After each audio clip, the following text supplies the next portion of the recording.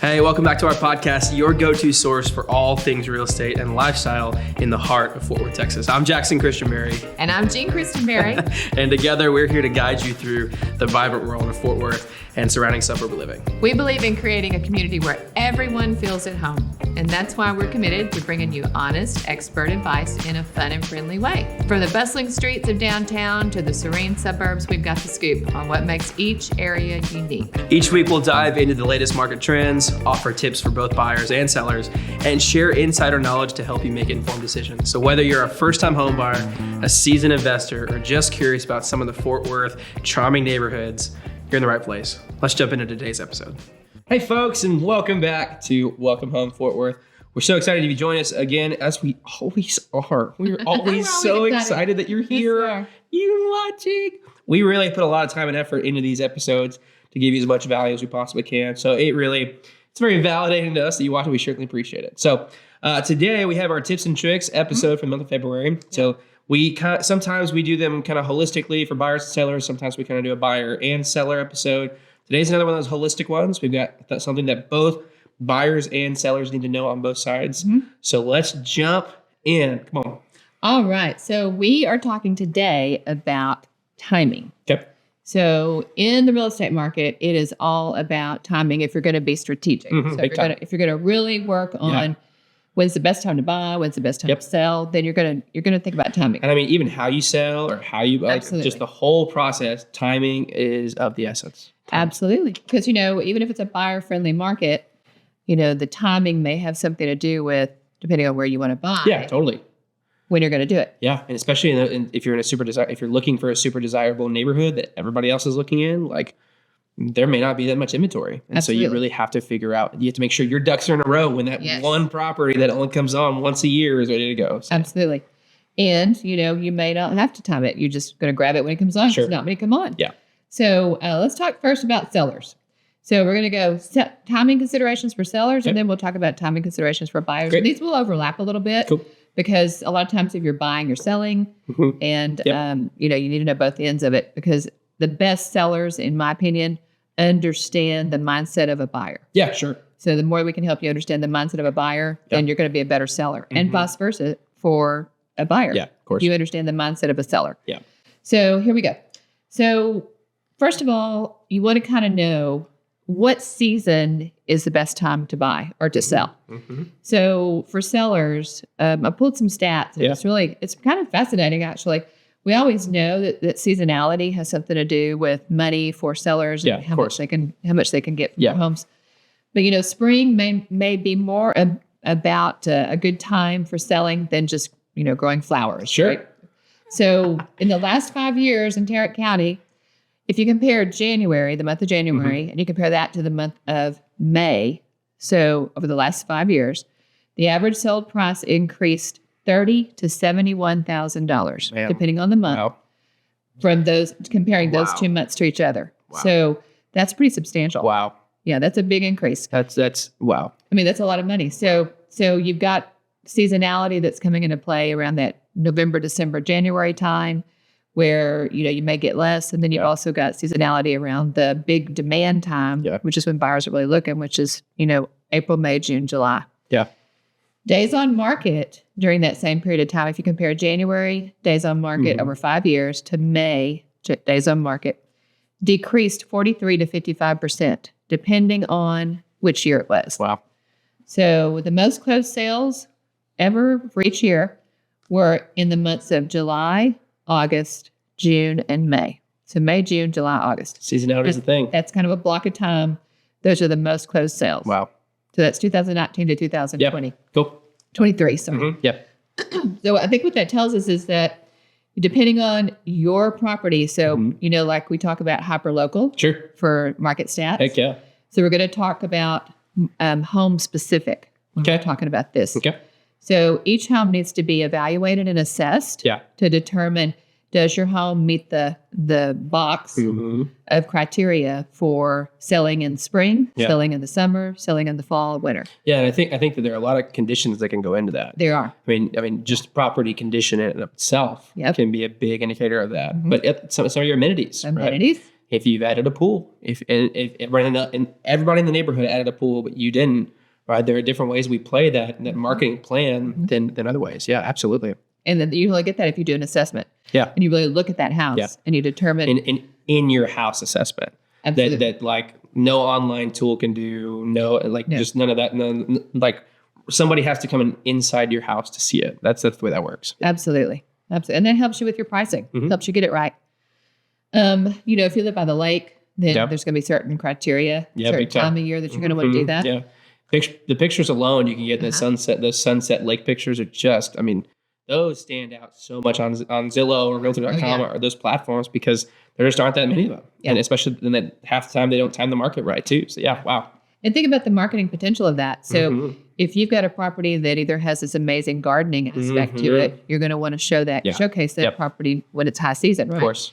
So the way that works is, you do these amazing photographs, these amazing videos, and you get all kinds of attention, even if people are just looky-loos, but they might tell somebody else, look at this. Yeah. And then eventually it propagates out to where you have a buyer. Yeah. It's never a bad thing to have more people looking at your house when you're trying to sell it. That's never a bad thing. Right. That's always a better thing. It is. even if it's just a little like silly reel, that somebody put together that's with a trend, some realtor dancing in the house or whatever, more eyes on the house is always a good thing. It's never a bad thing. That's the way that, we get the leverage for getting more people to see it. Right. And then you've got a bigger market. Yep, totally. Market. Yep. So how about homes with pools? So people ask that all the time. Is a pool going to add value to my house? When's the best time to sell if you have a pool? Yep. All those kinds of things. So when I pulled the stats, and this is all for Tarrant County. Okay. So I'm pulling for Tarrant County. So if you compare again the January month to an April to July, kind of a month zone. So the average sales price in January and February of last year, 2023, was $612. Okay. In June, it was $750. Good grief. These are homes with pools. Good grief. And then again in January of this year, it came back down to $735. Yeah, sure. Okay. So the thing to think about with that is that pools tend to sell most strongly from April until about July or August. In Texas, when there's demand. When it's hot. when you're like, oh, I need a pool. Yeah. Everybody's sweating. You feel it. You're going in and out of your car, looking at houses. Right. And you're just dripping. Yes, you're like, that pool looks amazing. I want that. We see it all the time, right? Yeah, absolutely. We're showing houses. We see it all the time. Oh, my gosh. So people are just loving pools in Texas at that time of year.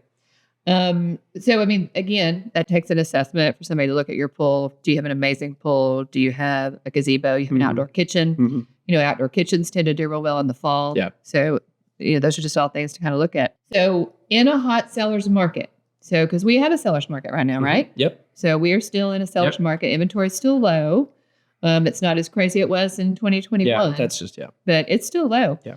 So what do you do to maximize your property, maximize your price in a hot seller's market?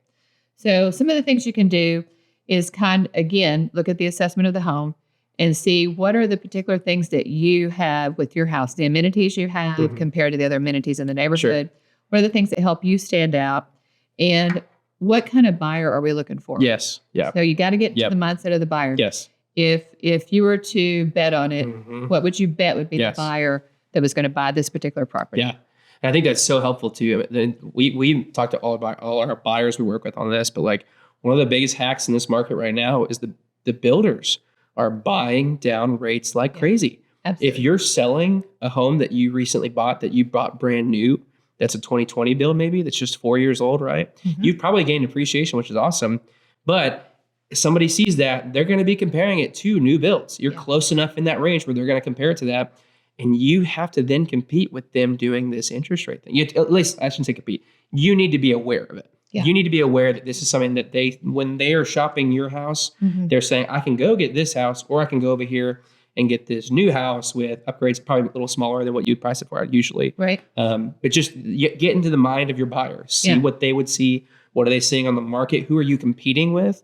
And how can we position you where you are the one they choose in the timeline that you would like to be sold by? And that part of that is why we look so strongly for feedback from our showings. Oh, big time. You have because to have we can see what the buyers are seeing. We can get in their mindset, know what they're looking at. Yep. Like you just said, if you've got a 1-year-old home that you're selling, but they've got brand new ones that got $15,000 incentives on, But do you have plantation shutters all throughout your house? Did you also upgrade for other things? Yeah. We're going to talk a lot about that on marketing for sure. Yeah. Because you have to. You have to point out the things that, hey, you're not getting this over here. Right. This was an upgrade. This was a $30,000 upgrade. Yes. That was huge. Compared to a $15,000 incentive. If you have a house that needs some TLC, so if that's the kind of house that you're selling, you don't have all the amazing amenities, you haven't done all the upgrades, maybe you've got old carpet. You got dogs. You got dogs and it smells funny and they've chewed up a few things. Yep. Maybe you don't. I got dogs. That's what I'm saying. Maybe you don't have any grass in the backyard. Whoa! Shots fired. That wasn't my fault. So, things like that. So if you have a house that needs TLC and you really don't want to do a lot of things to it. Yeah. So you're going to sell best in the off season because there's less inventory, you have less competition. Yeah. Buyers that need to buy, like they're really motivated and they need to get into a house, they're going to make some concessions for your house not looking amazing, right? They're going to be like, okay, this isn't the exact house I want, but I can put a new carpet and I can put some paint in it and I'll be okay. Yeah. So if you need TLC, that off-season time is your sweet spot. There's less to compete with too. That's kind of what you're saying is there's just less to compete with. Absolutely. Yeah. And you tend to rise to the top a little farther. Yeah. So that's something to keep in mind. Homes that are really cherry, they're updated, they've got the crazy amenities. People have put tons of money into them. Those are the ones that sell best whenever there's most buyers looking. Because they're going to fight for it. Yeah. Yeah. You're going to stand out. Imagine Black Friday. I mean, that's what's going to happen with that home for sure. Yeah. That's when you want them out there. You want every buyer in the whole wide world to see them. And then you'll get some competitive offers. Luxury homes also have peaks. So luxury homes tend to be really in demand during prime relocation times. Because a lot of our luxury buyers are coming from other states, even other countries. Moving for business reasons. A lot of it's business related. And so when you've got those kinds of situations, it's going to be maybe during a spring break week. Sure. And maybe during a Christmas break. A lot of times schools are involved, or it could be during the early summer. Yeah, sure. So that's going to be prime times, May to August. A lot of luxury properties have a pool where they have some outdoor, living space areas. And so again, you'd want to follow kind of that pool rule of it'll be in the summer, spring. Sure. Now you will see a little spike with luxury homes in November and December because a lot of luxury homeowners a lot of buyers will have extra money, excess money they need to invest in something before the end of the year to get a tax break or to have some kind of a write-off. Sure. So you'll see a little spike in November and December also. How about farm and ranch? So farm and ranch people, a lot of times if you're moving from like a 1 acre property to a 10-acre property, okay, well, that's going to follow just the seasonality. It's going to follow regular residential sales. It's going to be a spring and summer kind of deal, right?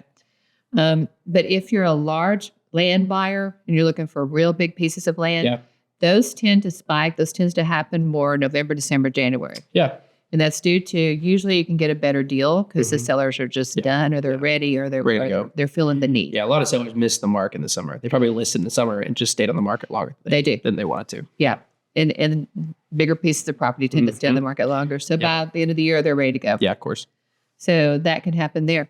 So those are some ideas and those are some timing kinds of pieces. Yeah, big time. When it comes to sellers. And I think the biggest takeaway needs to be you need to look at the property with all of its pros and cons, its amenities, and its downsides to determine it. Yeah, or have somebody do it for you, right? Like it's time. Is that time of you learning all these things and evaluating all these things worth it to you? Then cool, go do it. Or do you want to have somebody like us who does this frequently to come in, save you the time of learning it, give you some advice and pointers, and kind of get a strategy together, a plan of attack together. Hey everyone, real quick before we get back to the show, if you're on Facebook, Instagram, or YouTube, we'd love to connect with you.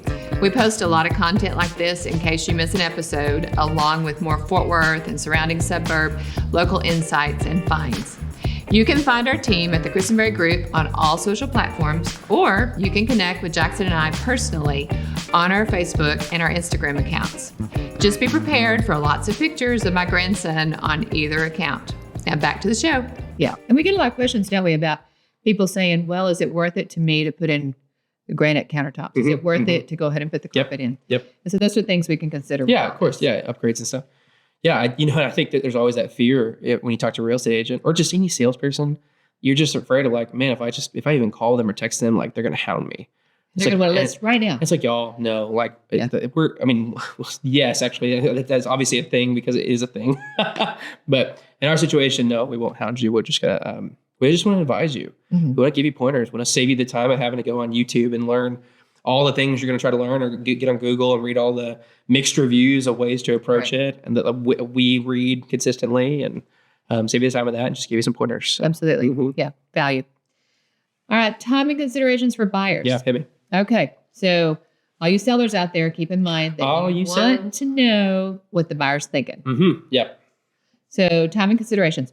How do you find the buyer's market homes in the middle of a seller's market? How do you find the buyer's market homes in the middle of the seller's market? Does that make sense? No. So there are little areas that are buyers market. Got it. Okay, sorry. Yes. So if you really go super hyper local, right? Yes. Super hyper local, then you can look at a subdivision. Yes. And you can see. And you can see that days on market compared to the average in the area is just like huge. Yeah. Okay. Sorry. I'm with you now. And the inventory is a lot, right? Yeah. So we see that. Yeah. So your realtor can actually research that. A realtor can research that if you have certain zip codes or certain areas that you want to be in. If you're looking for those buyer market kinds of areas, your realtor can find those for you. Yeah, and my favorite conversation with what you're talking about is the rule of you can't get all three. So it's like you can either get location, you can get price, you can get amenities.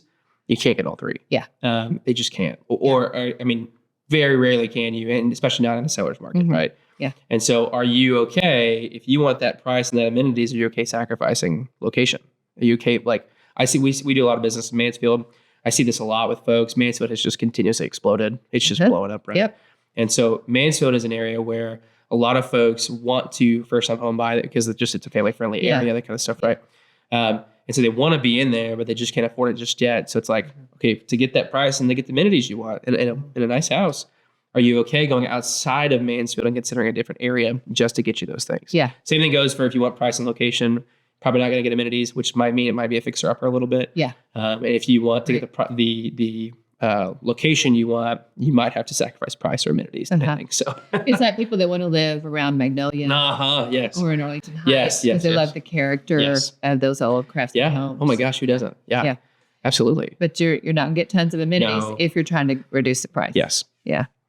So so those are the kinds of things that a real estate agent can search out for you and can find for you. And depending upon the type of house that you want to buy, and it also depends on your flexibility. So if you have the flexibility to, if your agent does a search for you and says, hey, you need to buy this time of year in this particular neighborhood, this is when we're going to really get serious about it. Well, then that would be a way to do that. Sure. Because you've got the flexibility with the time. Yeah. But usually you don't. Yeah. Usually you don't. The average buyer comes to us and says, hey, I need to be somewhere. My lease is up and I want to buy. I've got to be in my new spot by here. I'm having a baby.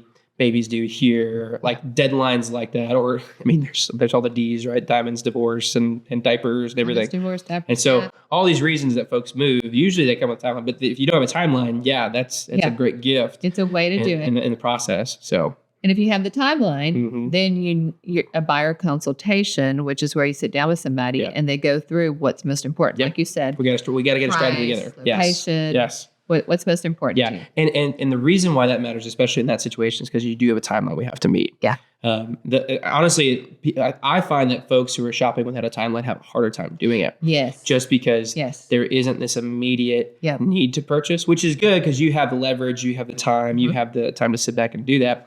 But as a result, you aren't as motivated. And so the offers, this is a great story. Can we talk about Dad's smart car? Yes. Okay. Just real quick. This is a side. We got time for this. Y'all, this is the crazy story of my father. When I was a kid, and you can tell it because I'm sure you were a lot different in this situation. When I was a kid, my dad just came home with a smart car one day. And it was like, what? Like, where'd they come from? Where? Why? Like, it was just it was the most random thing. And he was just being a weirdo on eBay and was throwing in these super low ball. Like, if I get it for that, like, I've got to get this, right? And he finally got one to buy it, and it was a smart car offer. And so it's like, maybe you get a smart car, but probably not with real estate. That's the whole analogy where I'm going with this. If you're just throwing in low balls left and right, you're probably not going to get something. Yeah. Or if you do, I'm going to take it. You may not want it.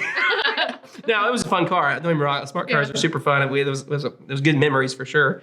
But you may not want that. That may not be the way to do that. Yeah, and especially in this market, Yeah, right? sure. You're not going to get anything. Mhm. Just spin your wheels. Yep. Yeah, so I mean that's kind of the deal. And you know that you'd mentioned people who don't have a time limit. So a lot of times they have that whole FOMO thing too. Oh my gosh, yes. They're worried Yes. that they're going to get something better. Yeah, or buyer's remorse. Yeah. Post Yeah, under contract and stuff. Yeah, absolutely. Yeah, that's real high thing. Mhm. So we have to talk about all that, Yeah. up front to get people ready for those kind of situations. So the cool thing about hunting for a home in off season kind of markets, off peak seasons, is there's not competition. There's way less competition. You're not having to go to an open house with 5,000 people there, or go to a showing with 7 other people in the house. You're not having to compete with offers. And you can ask for more things from the seller. So that's the cool thing. The sellers sometimes can be a little bit more desperate in an off-peak kind of a time, because a seller, our sellers still have in their mind that they are used to that 2021 kind of a market. So if something doesn't sell in the first week or two, what's wrong? a lot of sellers start worrying and they just can't sustain that length of time that they might need. Yeah, that's what we have to look at your neighborhood's local days on market. We have to look at what's average for your market. Yeah. And so, that can be a time for a buyer to come in and get a special deal. Weather challenges keep buyers at home. Sure. Okay. Yeah. When it is super, super, No, you're super right. hot outside, you're not going to see a lot of showings. Yep. If it is, during, what was it, Snowmageddon? Oh my gosh. Well, you would definitely see showings. That week or 2 or 3 around all that, Right. there wasn't going to be hardly a showing. Yeah, it's funny. I have background in church, right? So the running joke was like, if it was raining on Sunday morning or Super Bowl, or events like that also play into this. Like if it's going to affect folks going to church, it's going to affect people showing up to open houses and doing showings and stuff. It just really does. Yeah. So that's something else to consider. I'm sure if you live in Colorado or someplace that gets severe snow, that would be the same kind of thing. Yeah. But the thing that's cool when you're shopping at off-peak time is that you can get more concessions thrown in. Yeah. Sellers are more willing to pay for or to fix repairs. Sure. They'll also be very generous with leasebacks. The buyers will be generous with leasebacks for the sellers. But then the buyers also, you can name when you want to close. You can name where you want to close. Yeah. There's all kinds of things that you could do that you couldn't do during high season. Yeah. So the cool thing is that you as a buyer, of course, like always, right? You want to be super ready to go. Yeah. So that makes you a strong buyer for a seller. The more confidence that a seller has in your ability to really close the deal. For sellers, for buyers, they want the best price, right? They want the best concessions, the best deal. It's more money related. For the sellers, what they want is a deal done. They want it. They want to make sure. Confidence in closing. They want confidence in closing. Yeah. That's really important to sellers. Sure. So the more that you can guarantee that with your ability to be ready, then the better off you'll be. Yeah, and we do that in a lot of different contexts. Yeah. If you have to sell before you buy, right? We want to pitch the home you're selling. If it's not on the market when we're putting in the offer, we want to at least have every single thing done. So the only thing that's left is for them to say yes to your offer, and then we go on the live. Absolutely. You want to do everything you can to present everything in the most confident, very serious, we're doing this, we are a serious buyer kind of way. Getting underwritten before you buy the house is a way to do that as well, where it just looks like it's a step that's saved for the seller. So you are a step ahead of somebody who's just pre-approved. Absolutely. Because you look a little more serious than that person. Yeah, so. And it's a big deal. Again, you're guaranteeing a close. Yep. So that's a thing. And that's one of the main reasons cash offers are so appealing. That's right. Sure, it's a cash offer, cool, but the main reason it's appeling is because it removes the need for an appraisal. Yep. Now they can still ask for an appraisal in that process. That could be written into the terms, but the lender it's not required by the lender, by the third party financing agreement to get an appraisal done on the property to gain financing. Yeah. So. We love it. We love it when we've got somebody who's already underwritten. That's a very, very strong buyer. The only thing that separates you and cash is the appraisal. Yeah, exactly. Yeah. That's it. So, other economic factors that have to do with timing. And of course, these are trends too that have to do with timing. So, interest rates. Of course. Economic things like unemployment rates. Yeah. So, of course, it makes sense. The more higher the unemployment rate goes, the less buyer demand you're going to Well, they just don't have access to funds. Buyers, Exactly. less people have access to funds to purchase That's right. homes. Yeah. That's right.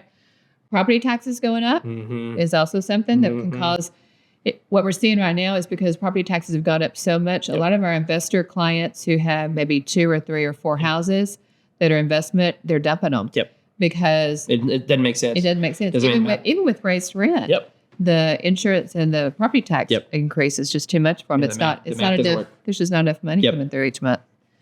So and that's the other thing to consider. Back in 2018 when we had tons of investors coming through. So we had the big box investors, the that were buying 30 to 100 properties a month. Sure. So they were coming through buying properties. Then you had, of course, the onesie twosie investors. But you had a lot of investors that were coming through and picking up houses. And so that also made a difference in, what buyers could compete with. Yeah, of course. Because they were paying pretty good prices for buyers. Buyers couldn't compete. So things like that are economic factors. Yep. Buyer incentives. So any kind of buyer incentive programs that are going on. If you have we went through a time years ago where the government was giving a buyer incentive for first-time home buyers. Oh, sure. Yeah, sure. Well, that inflated the market. We had more buyer demand during that summer than we'd had in a long time.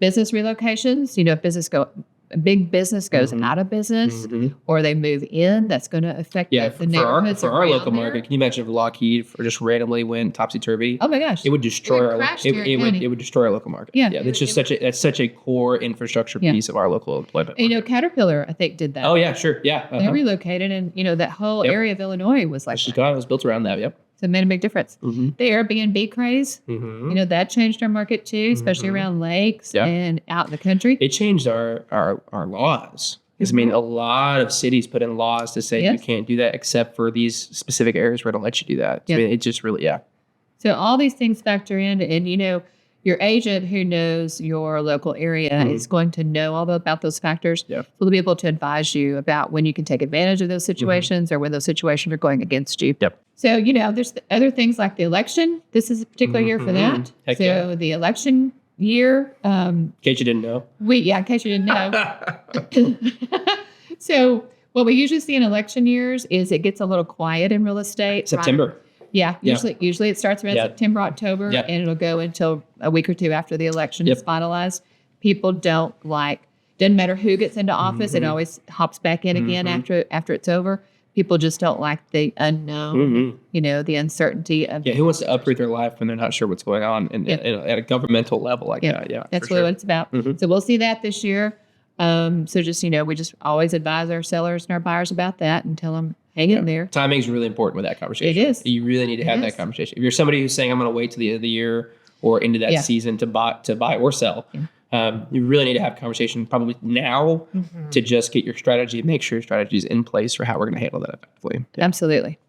And that's what we're talking about. We're talking about strategic timing in the market.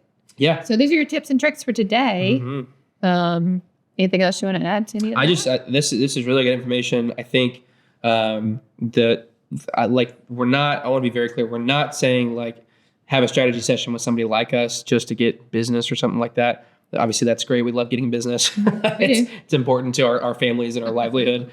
But y'all, it's just, let's get a plan together. Unless you're somebody who's very well versed in real estate, we have access to information that you need to know when you're considering this move. And so let us share that with you.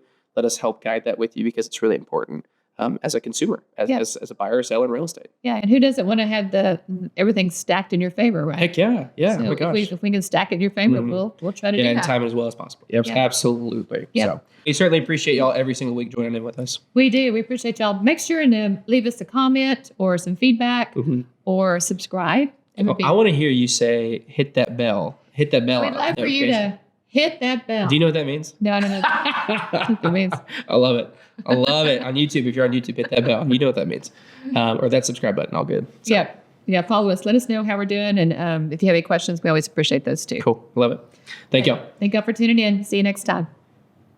Hey, thank you so much for watching the podcast today. If this has been valuable for you at all, we sure could use your help getting the word out to more people. If you're listening on Apple Podcasts or Spotify, go ahead and give us a follow and consider taking just maybe 2 minutes to leave us a review.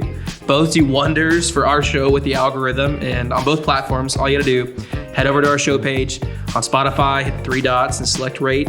And on Apple, all you gotta do is just scroll down to the show and say leave a review. So just click that. If you're seeing this on Facebook or Instagram, a like or comment puts all the good vibes out in the algorithm for us. And on YouTube, make sure you smash that like button, subscribe, and hit the notification bell so you can be notified whenever we post a new episode. Join us again next week for more Fort Worth housing news and updates. Until then, y'all have a great week.